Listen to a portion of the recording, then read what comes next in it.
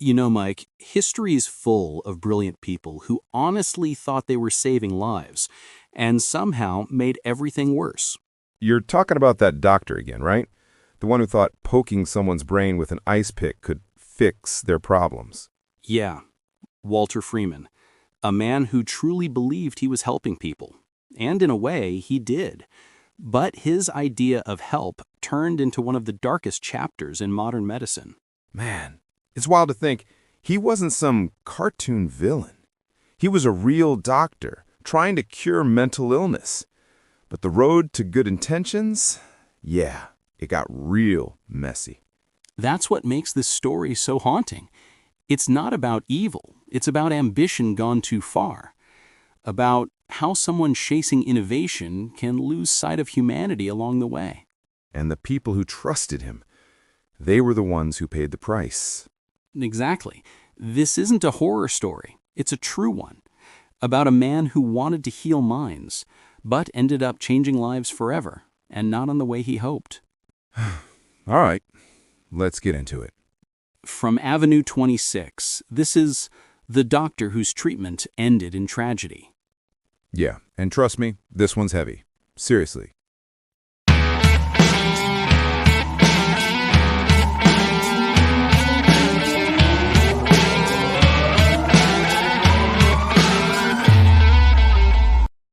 You ever notice how every big invention in history starts with one person who just can't let go of an idea? Like they wake up thinking about it, they eat with it, they go to sleep with it. It's their whole life. Yeah, those are usually the people who either change the world or break it. Exactly. And that's kind of where this story begins, with a guy named Walter Freeman. He wasn't a mad scientist, he wasn't out for fame or fortune, at least not at first. He was a doctor, and he truly believed he was about to save humanity from one of its biggest struggles, mental illness. That's the thing. Back in the early 1900s, mental health care was brutal. We're talking padded cells, cold baths, and electric shocks. If you had a breakdown, the system didn't treat you, it locked you away. Right, and to a man like Freeman, that wasn't good enough. He wanted to be the hero who found a cure. He wanted to open those doors and say, we can fix this.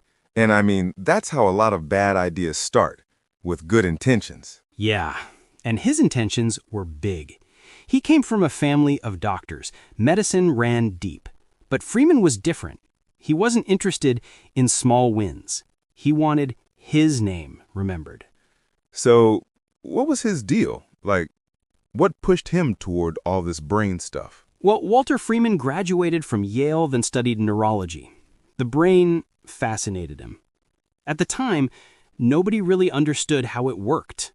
Mental illness was seen as something you couldn't fix. But Freeman thought otherwise. He believed if the brain caused the problem, then maybe, just maybe, you could fix it by changing the brain itself. That sounds smart on paper, until you realize he didn't actually know what the brain did. Yeah, exactly. They didn't have MRI scans or neurochemistry yet. Freeman was working blind, but he was confident, maybe a little too confident. So, he starts experimenting? Not yet. First, he becomes the chief pathologist at St. Elizabeth's Hospital in Washington, D.C., one of the largest psychiatric hospitals in the country. Thousands of patients, all locked away, all hopeless cases. And he's walking through those halls every day, seeing what it's really like. Yeah. Imagine the smell of anesthetic, the distant screams, the faces pressed against iron bars, people who'd been forgotten. To Freeman, this wasn't just a job. It was a moral mission. He wanted to find something that worked. That's the kind of stuff that can mess with your head. You start thinking, I gotta fix this no matter what. And that's what happened. Freeman wasn't content just treating symptoms. He wanted to cure the soul by cutting into the brain. And that's what things start to get risky. You could say that. But here's the thing. Before he went full ice pick, Freeman actually teamed up with another doctor, James Watts. Watts was the surgical expert. Freeman had the theory. Watts had the hands. Together, they were like the Lennon and McCartney of early brain surgery. Except instead of making music, they were making mistakes. Yeah, big ones. But at that point, it didn't look that way. In the 1930s, the world was desperate. Depression, schizophrenia, PTSD, nobody had answers. And when you're desperate, you'll try anything. So when these two come along saying, we can fix your loved one's mind, people listened. Exactly. And remember, back then, the stigma was brutal. Families didn't want to admit their son or daughter had a mental illness. A medical cure sounded like hope. And Freeman loved being the guy with answers. You can almost see it, the ego, the spotlight, the attention. Yeah, he thrived on it.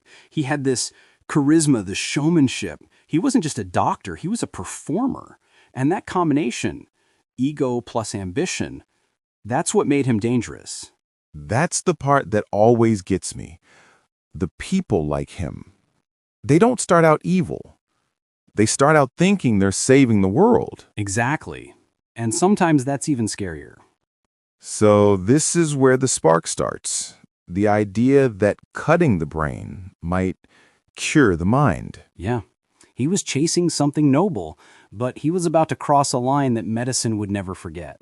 Man, you know it's bad when history labels you the guy who changed brains with an ice pick. Oh, we're just getting started. Seriously. So, by the mid-1930s, Freeman and Watts had an idea that was about to shake psychiatry. It started simple. What if mental illness could be cured by disconnecting parts of the brain? Disconnecting? Like literally unplugging wires? Pretty much. They believed that strong emotions like anxiety, fear, anger came from overactive connections between the frontal lobes and deeper parts of the brain. So instead of fixing those emotions, they just decided to cut the connection. Exactly. That was the theory behind the lobotomy. Man, only in the 1930s could someone say, "You're sad? Let's slice the sadness out." Yeah, it sounds absurd now, but at the time that was considered revolutionary. No pills, no therapy, just a quick surgery that supposedly could reset your personality. Feeling blue? Try our new brain separation special, now with 50% less frontal lobe. Exactly. And Freeman loved selling it that way. He had a showman's touch, always presenting himself as the visionary who'd found the cure everyone else missed. And Watts, what was he like? He was quieter, a real surgeon. Freeman didn't actually perform surgery, he was the idea guy. But together, in 1936, they carried out their first operation on a woman suffering from severe depression. How'd that go? Well, she survived. But that's about the best you can say. So it didn't work? Not really. Her mood improved a little, but her personality, it changed. She became indifferent, calm, but empty. Like she lost the part of herself that cared about anything. That's rough. It's like curing pain by turning off the whole system. Exactly. But Freeman didn't see it as failure. He saw it as proof. To him, that meant the idea worked, that by removing emotion, you removed the illness. Man, that's chilling. He published the results, gave lectures, and before long the lobotomy was being talked about across the medical world. Some doctors were horrified, but others were desperate for solutions. Because, remember, this was before antidepressants, before modern therapy. You had war veterans, trauma patients, people trapped in asylums. Families were desperate for any hope. Exactly. And when people are desperate, they'll listen to anyone who sounds confident. So Freeman became that guy, the confident voice in a world full of uncertainty. Yep. He started touring hospitals, demonstrating the surgery, showing before and after cases. He'd say things like, "I turned a violent patient into a calm, loving person." But at what cost? That's the part he didn't talk about. The cost was identity. You know what's crazy? This wasn't fringe science. This was mainstream medicine for a while. It was. Even major newspapers called it a miracle operation. Freeman's phone never stopped ringing, hospitals begged for demonstrations, and he loved the spotlight. He was basically the influencer of medicine before social media existed. Exactly. He wore crisp white suits, carried his own camera, and always made sure someone was there to photograph him with his patients. Dr. Freeman, saving minds, one frontal lobe at a time. But behind the photos, the truth was darker. The patients weren't the same. Some lost their ability to plan, to feel empathy, to even hold conversations. So they looked calm on the outside, but inside, it was just blank. Exactly. Families noticed the difference. But when they told Freeman, he'd brush it off, said it was part of the healing process. He really thought he was fixing people. He did. And when people criticized him, he didn't take it as feedback. He took it as proof that the world didn't understand his genius. So instead of stopping, he doubled down. Exactly.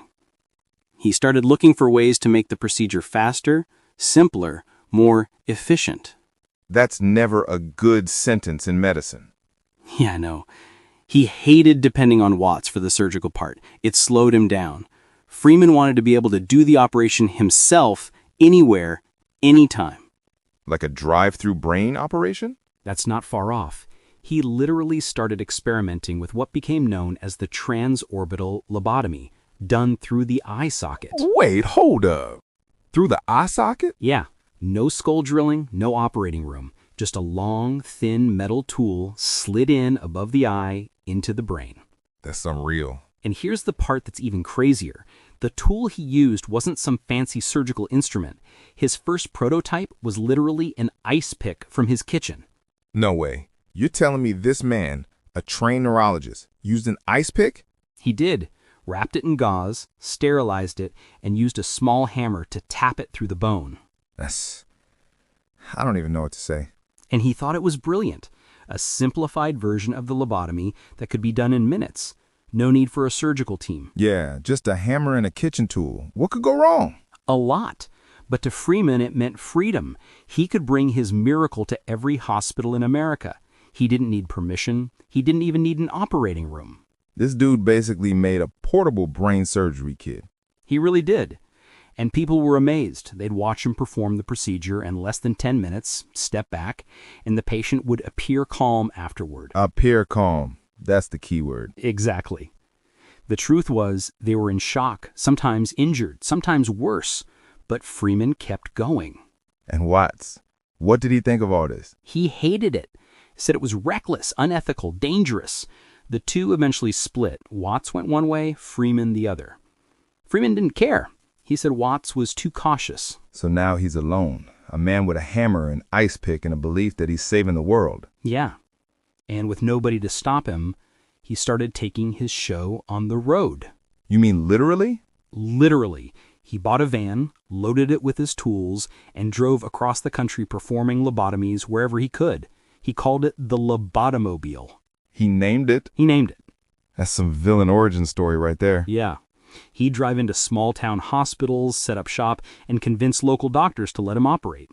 He said it was the future of psychiatry. Quick, painless, effective. And people believed him. They did. Because he had confidence, and hope sells faster than truth. That's haunting, man. Yeah. And this was only the beginning. Because next, Freeman's obsession takes him somewhere darker. He starts operating on anyone. No limits, no hesitation. Even kids, right? Yeah, even kids. Man, this story's about to get real heavy. By the 1940s, Walter Freeman was no longer just a doctor. He was a traveling celebrity, a man who believed he'd unlocked the secret to fixing the human mind. Man, I still can't get over the fact that he was doing this on the road.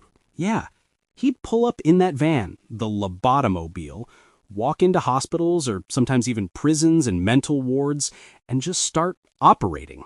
Like a traveling salesman. But instead of selling vacuum cleaners, he's swinging an ice pick at people's brains. That's one way to put it. And people welcomed him. That's the part that hits hard. They welcomed him? Yep.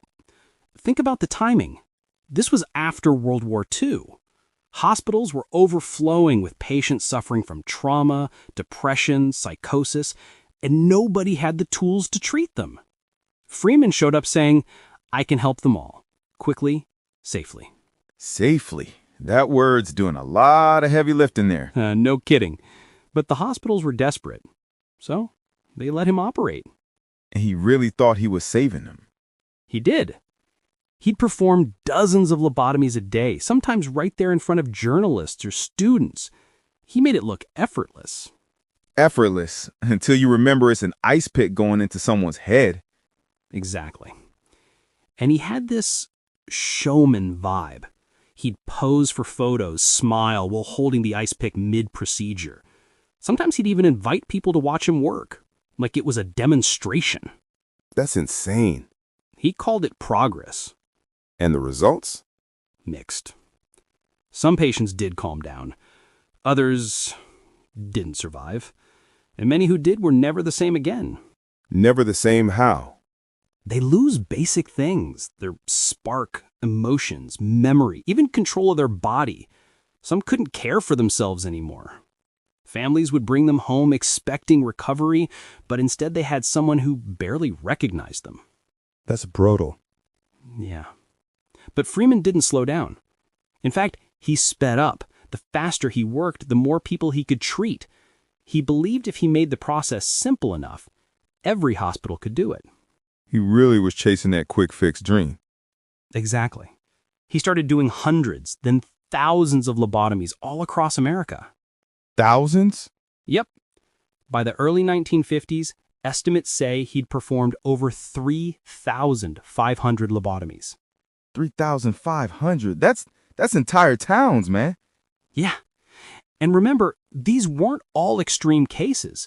He started approving the operation for almost anyone showing signs of emotional distress, anxiety, OCD, even headaches. So basically, if you cry too much, he thought you needed an ice pick tune-up? Pretty much. That's horrifying, bro. And no one stopped him? Not really. He had a loyal network of doctors who admired him, and the press loved his miracle doctor image. Media really said, genius saves the insane, huh? Exactly that. Magazines called him a hero, the man who cures madness. There were photos of him smiling next to patients, newspaper headlines that made him look like he was unstoppable. Meanwhile, the real stories never made the front page. Yeah. Behind every headline was a family that lost someone. Not to death, but to silence. That's what gets me. Like, these weren't just patients on paper. These were parents, kids, veterans, just people struggling like anyone else. Exactly. And one of the most tragic parts came when Freeman started operating on younger patients. You mean kids? Yeah, some as young as 12 or 13 years old. Parents were desperate, and he said he could help. Man, that's unreal. He really believed he was giving them a second chance, taking away pain, aggression, fear. But what he took away was everything else too. That's the thing with ambition. It blinds you. You start chasing results, and you forget what it means to be human. Exactly. And Freeman's ego was feeding on the fame. Every success story, real or not, made him feel like he was changing history. Yeah, he was changing it all right. He once said, "I feel like an explorer charting the human mind." Except he was cutting through the map, not reading it. That's a good line, man. Thanks. It's just hard to wrap your head around the mindset. He was obsessed with the idea that he could simplify psychiatry, that all human suffering was mechanical. Flip a switch, cut a wire, and you fix the soul. That's where it gets dark, when people start thinking emotions are just electrical problems to be rewired. Exactly. So when did people start realizing this wasn't right? There were doctors who warned against it early on. Some said it was unethical, dangerous, and unscientific, but Freeman ignored them. Of course he did. He even challenged them publicly, saying they were too afraid to innovate. Yeah, because caution's a bad thing when you're poking the brain. But around the early 1950s, the tide started to turn because new drugs, early psychiatric medications were coming out. Ah, right. So doctors finally had other options. Exactly. Treatments that didn't involve surgery. And suddenly, Freeman's miracle cure didn't look so miraculous anymore. And that's when people started asking questions. Yeah. Lawsuits started piling up, families began speaking out, hospitals stopped inviting him, but Freeman didn't stop. He kept going? Oh, yeah.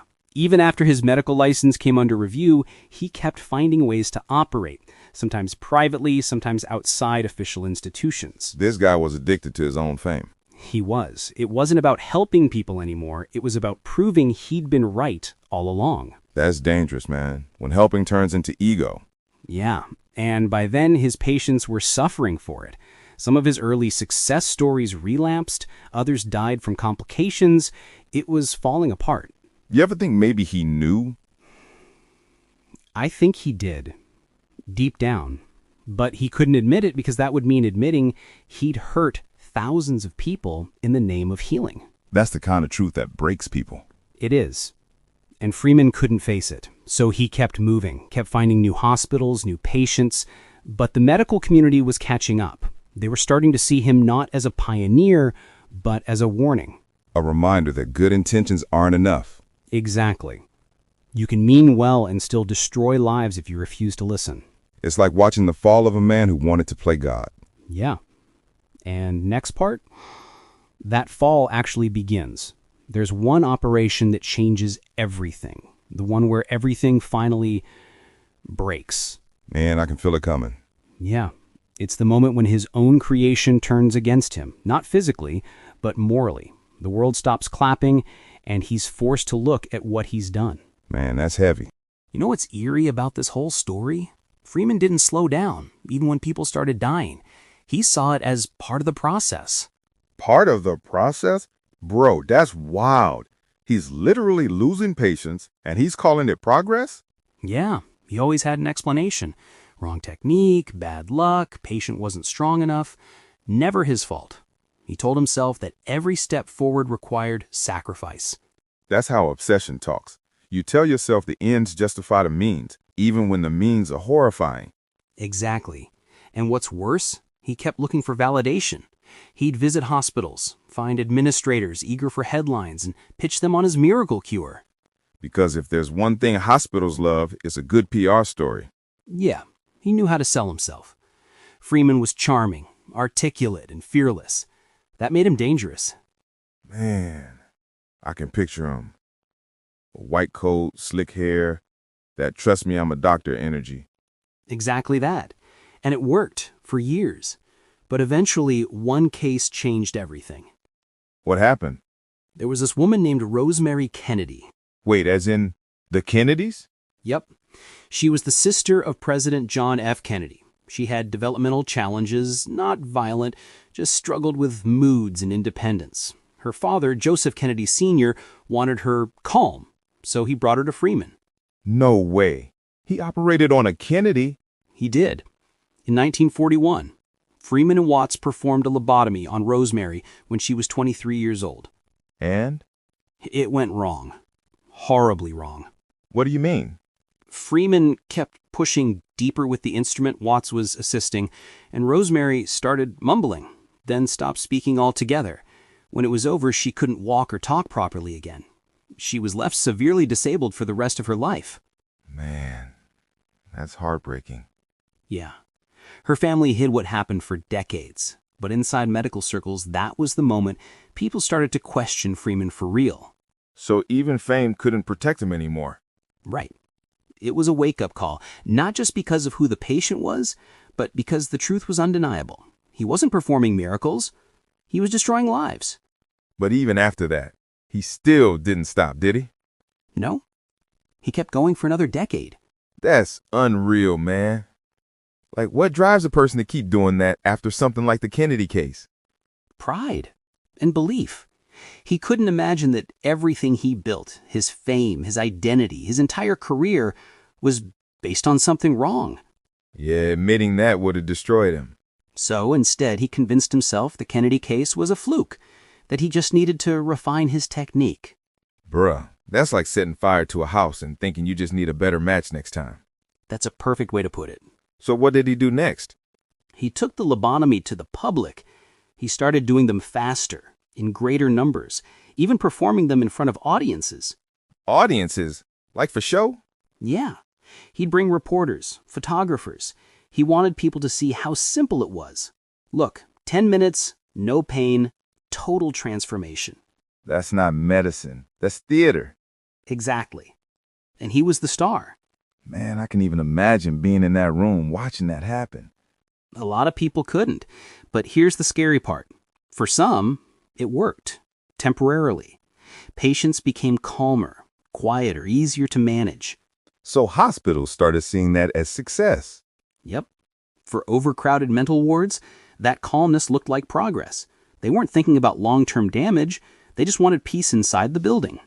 Man.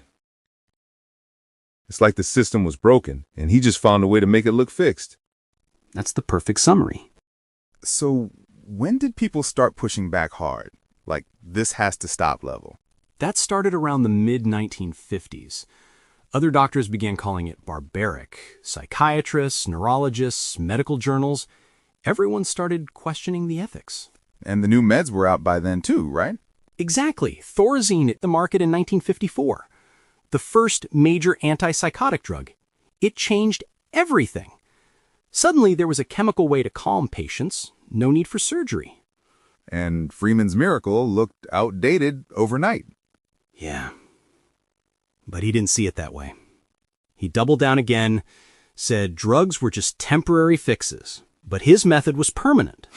Man, really couldn't read the room. Not even a little. And this is where things get messy, because he started taking risks no other doctor would. Like what? He began performing lobotomies without anesthesia. Wait, what? He said patients didn't need it because the brain didn't feel pain. He'd use just local numbing around the eye socket, then go right in. Man, I don't even have words. Yeah. It was brutal. But he genuinely believed he was helping. That's the chilling part. It wasn't sadism. It was misguided conviction. That's what makes it so tragic, right? He wasn't some monster twirling his mustache. He thought he was doing good. Exactly. And that's why people trusted him for so long. He spoke with this calm authority, this confidence that made you believe he couldn't be wrong. Even when the results screamed otherwise. Yeah. By the late 1950s, most hospitals had cut ties with him. His reputation was collapsing. But he still had followers, young doctors who idolized him, who thought they were learning from a legend. Man, that's sad. It is. He became a ghost of his former self, driving around, looking for anyone who'd let him operate. Like an outlaw doctor. Exactly. And then one day, he operated on a woman he'd treated before. Twice? She'd relapsed. He told her family he could fix it, just needed to go in again. During the operation, she died. Man. That was it. That was the end. His medical license was suspended, and that road trip career, the van, the fame, it was over. And the hospitals finally closed their doors to him. For good. He spent the rest of his life writing, giving talks, trying to justify what he'd done. But deep down, everyone knew. It was done. The era of the lobotomy was over. It's wild how it took that long. Decades of harm before people finally said enough. Yeah. It's one of those chapters in history that makes you realize how thin the line is between discovery and disaster. And it makes you think how many other breakthroughs today might look like this in 50 years. Exactly. Science moves fast, but ethics moves slower. And when those two fall out of sync, people get hurt. You know what's crazy? If you strip away the horror, what he wanted wasn't evil. He wanted to end suffering. He just couldn't see that he became the cause of it. Yeah. And that's the tragedy of Walter Freeman. Not that he was cruel, but that he couldn't tell the difference between healing and harming anymore. Man, that's heavy. It is. And even though it's dark, there's something important in it. Every time medicine goes too far, it forces us to stop, rethink, and set better boundaries. Right. So stories like this aren't just history lessons, they're warnings. Exactly. They remind us that progress without empathy is just destruction with good PR. That's deep, man. You been rehearsing that? Nah, just been thinking about it. For all the crazy stuff we talked about tonight, it's wild how much of it started from one simple idea. I just want to help people. Yeah. And that's the part that sticks with you. Because intention doesn't always equal impact. Truth. Yeah. He died alone, by the way, 1972. Still convinced he changed the world for the better. Still defending his work. That's sad, man. Yeah. It's the kind of story that doesn't have a clean ending. Just lessons. Seriously. After thinking about Freeman, it's easy to focus on him as the villain. But the real story isn't just about one man. It's about the people he touched, the patients, the families, the nurses, everyone caught in the ripple of his work. Yeah, the ripple effect is massive and often invisible. People lost not just abilities, but their independence, their voice, their sense of self. Families had to rebuild lives around someone who wasn't the person they'd known. He taught Howard Deli, for example. He was 12 when Freeman performed a lobotomy on him. 12. A child. 12? That's unreal. His stepmother convinced his father it would calm him, make him easier to manage. And Howard? He lost a huge part of his childhood in that operating room. He didn't understand what had happened until decades later. I can't even imagine waking up one day and realizing your life was permanently altered before you could even comprehend it. And Howard's story isn't unique. Countless children, adults, women, men, anyone who didn't fit societal norms were vulnerable. People institutionalized for being rebellious or hysterical, sometimes even for being independent or outspoken. And yet Freeman became the face of a movement, the miracle cure guy. People believed him because he spoke confidently, acted like he knew what he was doing, even when the evidence screamed otherwise. And the system enabled him.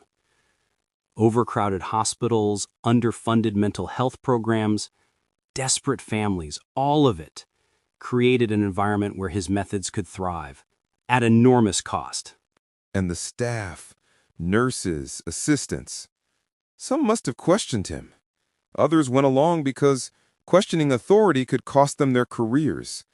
That moral weight, it must have been crushing. And yet, people followed. Authority can be intoxicating. Even the best intentions are fragile when faced with power and social pressure.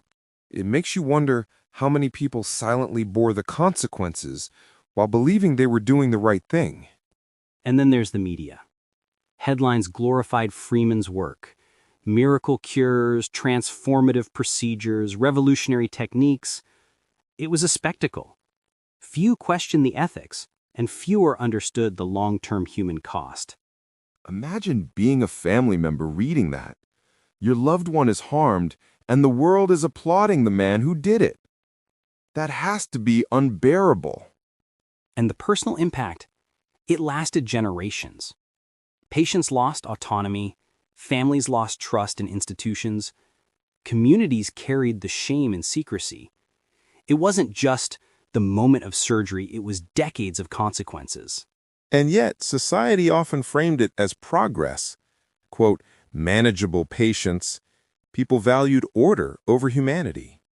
And that's why this story endures. Freeman wasn't just a man performing lobotomies. He was a mirror of his society, reflecting its fears, its desire for control, and its blind trust in authority. And the patients, it's heartbreaking. The loss is not just physical or cognitive. It's emotional, psychological, relational. People lost the ability to communicate, to love freely, to navigate life independently. Frances Farmer is another example. She was talented, independent, outspoken, traits society didn't tolerate easily. She was institutionalized, reportedly lobotomized, her autonomy stripped away. The irony is she was punished for living authentically. And the system supported it. Families, hospitals, Even the legal system, all complicit. Freeman was just the most visible piece of a broken puzzle. And the consequences for staff were real too. Nurses, assistants, interns, many believed they were helping, some doubted, others obeyed. Everyone carried part of the moral weight. And that makes it all more chilling. Ordinary people, operating in a system that encouraged compliance, ended up perpetuating harm. And yet, the lessons remain clear. Authority, charisma, and skill are not guarantees of morality. Without empathy, oversight, and ethical grounding, they can become tools of destruction. And the ripple doesn't stop with the patient. Families, communities, even subsequent generations were affected. People lost trust in institutions, in medicine, in expertise. And the media's portrayal made it worse. Freeman's procedures were sensationalized, even romanticized. The spectacle of science overshadowed the suffering it caused. And families had to live that dual reality, the public praise for a man destroying lives and the private grief of watching loved ones suffer. And that's part of the tragedy. The personal stories are often lost in history. We remember the procedure, the fame, the controversy, but the human lives, the suffering, the altered futures, those stories are harder to find. And that's why they matter.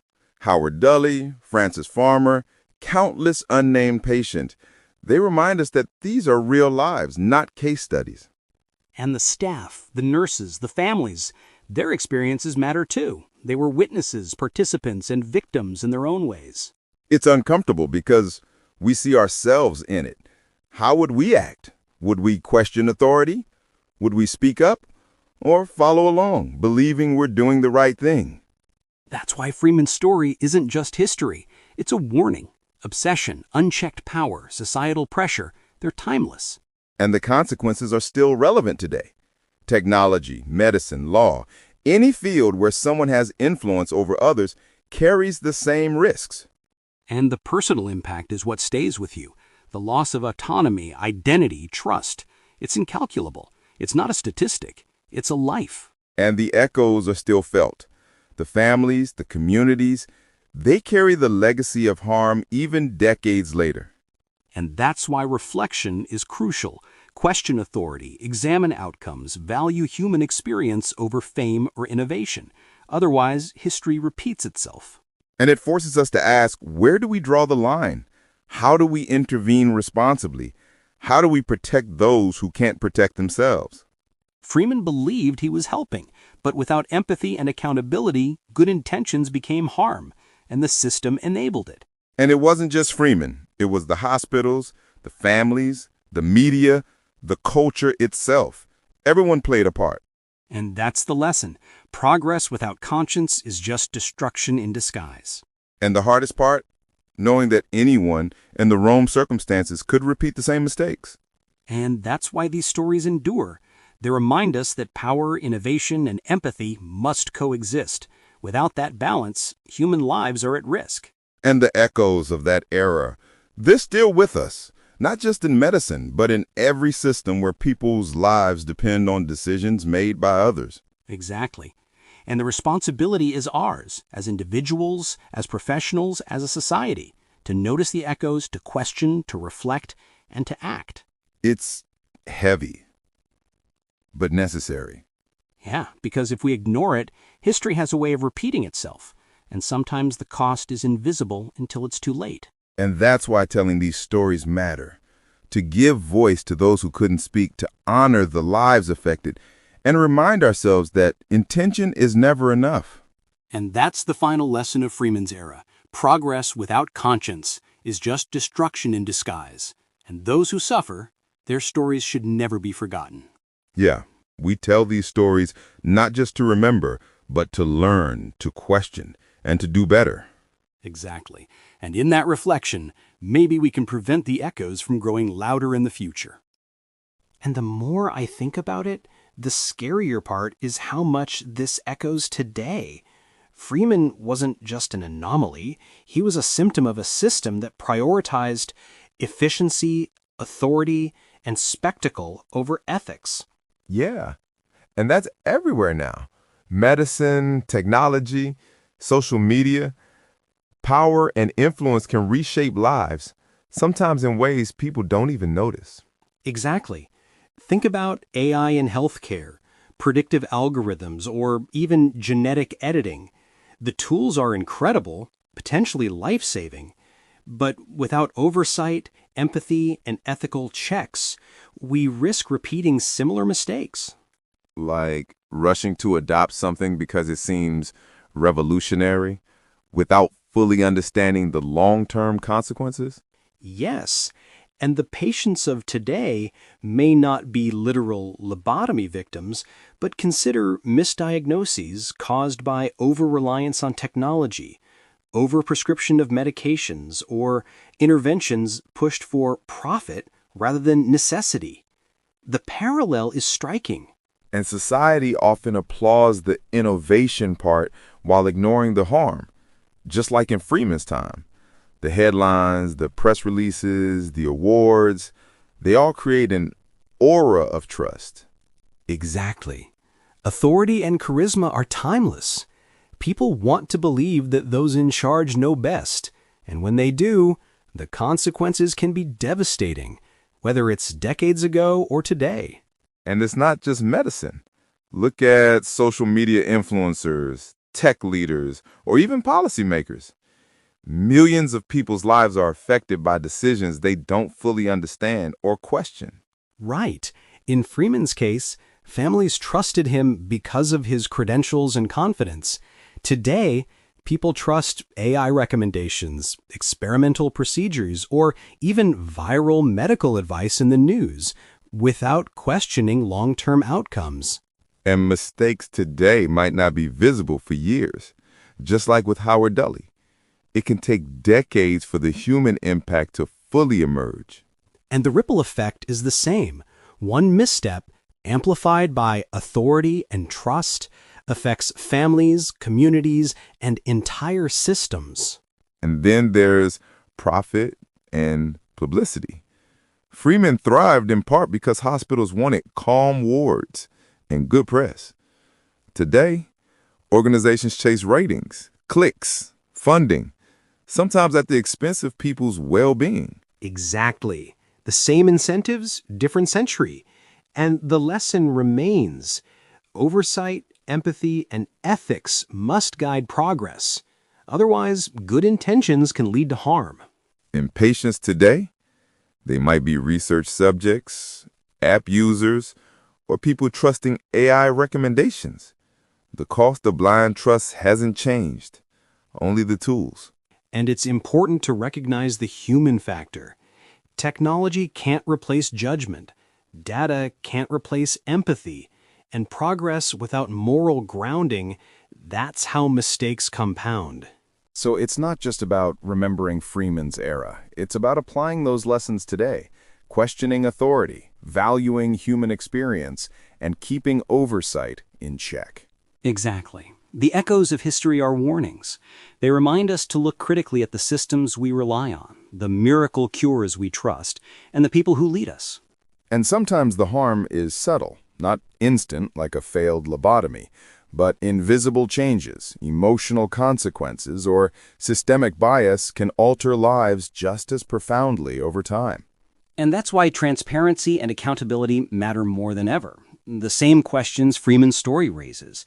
Who decides? Who benefits? Who suffers? Are alive today in every field that impacts human lives. And the courage to question authority, even in small ways, becomes critical. Families, staff, even patients themselves, we all have a role in preventing harm. Exactly. And while medicine has advanced, human nature hasn't changed. Charisma, ambition, and desperation for solutions can still blind judgment, even in the most sophisticated systems. And the scale today is larger. Social media, global medicine, AI. One decision can ripple across millions. The stakes are higher, but the lessons from Freeman's era are just as relevant. And that's why these stories resonate, not because they're shocking for the sake of it, but because they reflect patterns that can repeat if we ignore history. And it challenges us personally, too. How do we engage responsibly with authority, with technology, with progress? And how do we measure success? By efficiency, by appearances, by headlines, or by the real, lasting impact on human lives? Because if we don't ask that question, we risk repeating the mistakes, just with new tools. And that's why telling Freeman's story today matters. It's not just history, it's a mirror. It forces us to examine our own systems, our own assumptions, and our own responsibilities. And in that sense, the echoes of his era are alive. In healthcare debates, AI ethics, pharmaceutical decisions, even social influence. The same dynamics, just dressed in modern clothing. And the human cost is still real. Invisible harm, compromised autonomy, trust betrayed. The impact may look different, but it's just as significant. And the lesson is simple but hard. Progress without ethics is never harmless. Good intentions aren't enough. Oversight, empathy, and reflection are critical. And that's why this story lingers. It reminds us to ask the hard questions, to weigh consequences, to challenge authority, because the people who can't advocate for themselves depend on us. And those people exist today just as they did then. Patients, users, citizens, anyone vulnerable to decisions made by others. And the moral is timeless. History may not repeat exactly, but the patterns do. And it's our job to notice, to question, and to prevent the echoes from causing harm again. Yeah, because the moment we stop questioning, we let history continue, even if the tools and faces have changed. And that's the final reflection we need. Progress is meaningless without conscience. And when we forget that, the consequences are always human, always enduring. You know, after we talked about the parallels to today, it really makes you think about accountability in every system, not just medicine, every place where decisions affect human lives. Yeah, I mean, look at tech, AI, social media. It's all about influence. Millions of people rely on decisions made by a few, often without understanding the consequences. Exactly.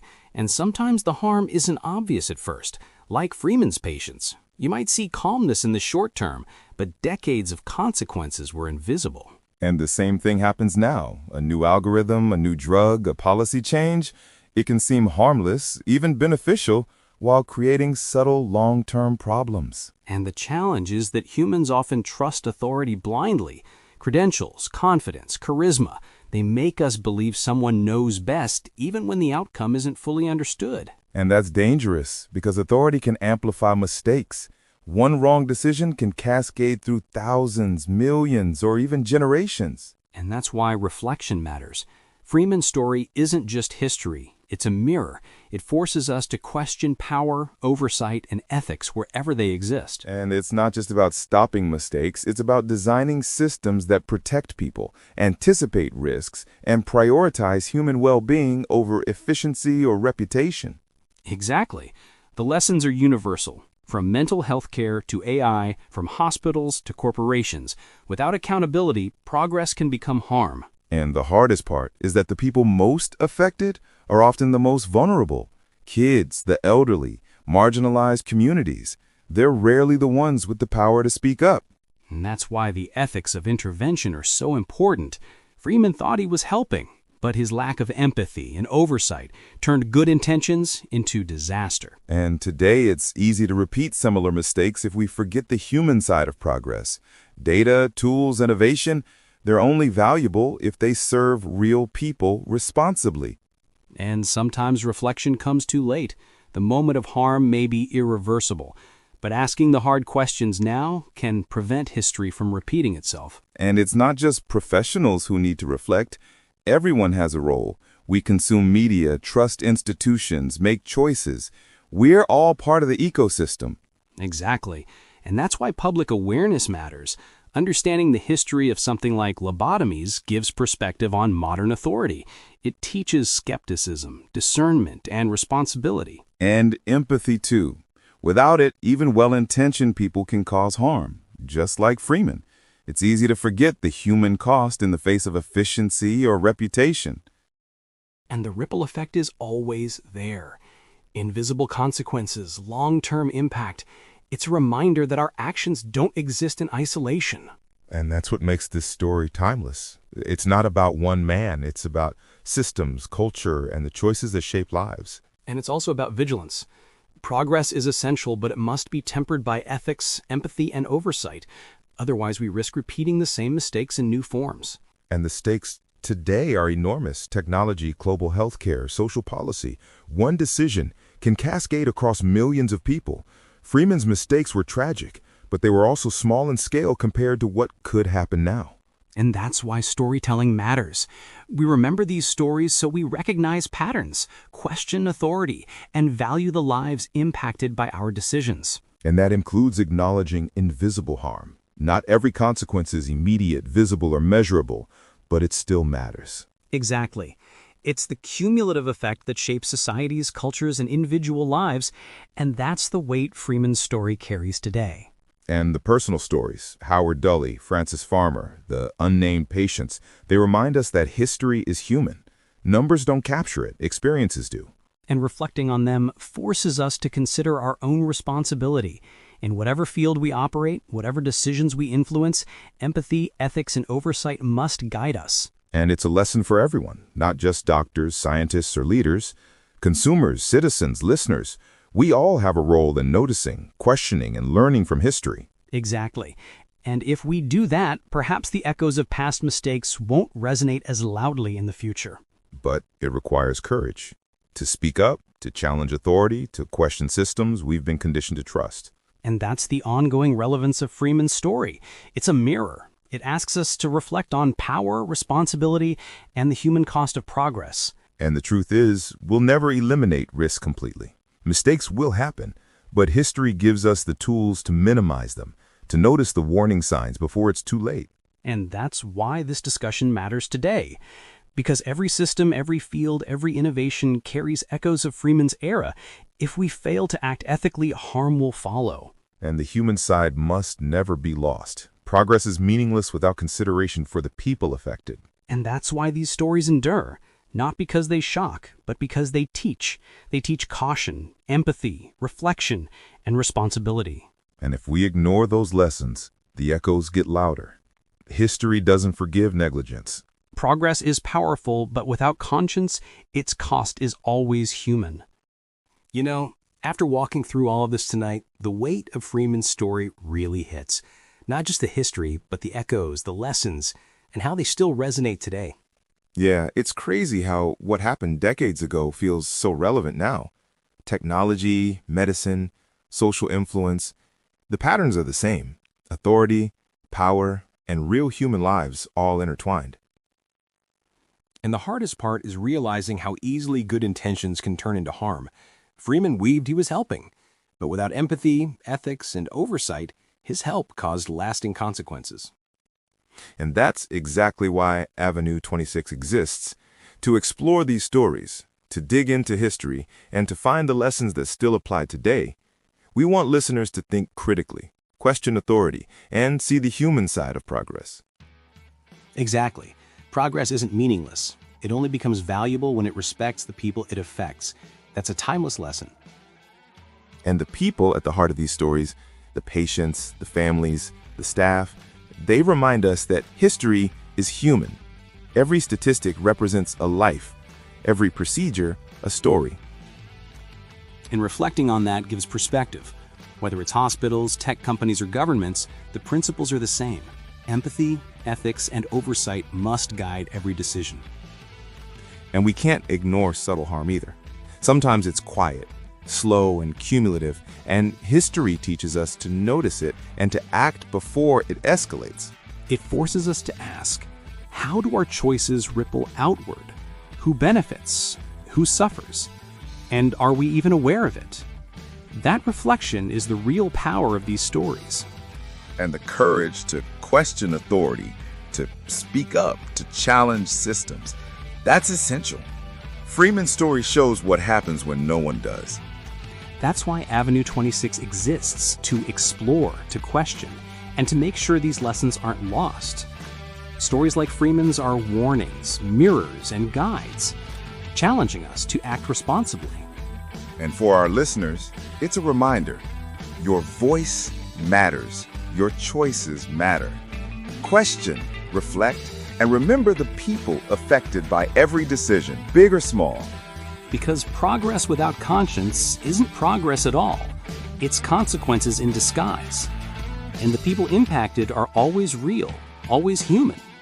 If we carry that with us, in work, communities, and daily life, maybe the echoes of history won't repeat themselves in the same way. Exactly. Learn from the stories. Let them guide how we treat each other and the systems we trust.